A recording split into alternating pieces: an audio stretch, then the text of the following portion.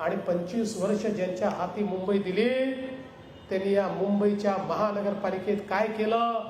तुमच्या जीवावर जे निवडून गेले या मुंबईच्या महानगरपालिकेमध्ये 3 लाख कोटी रुपयाचा घोटाळा यांनी केला.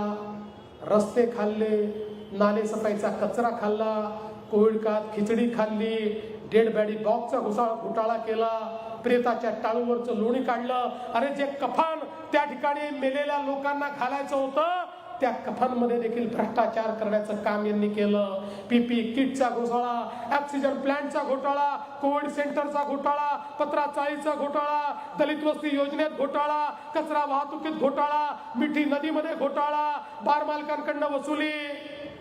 एवढंच काय, घोटाळा करता करता हे इतके घोटाळेबाज झाले की यांनी बाळासाहेबांच्या हिंदुत्वात देखील घोटाळा केला आणि हिंदुत्व सोडून त्या ठिकाणी कोणाचा हात पकडला हे सांगण्याची आवश्यकता नाही आहे.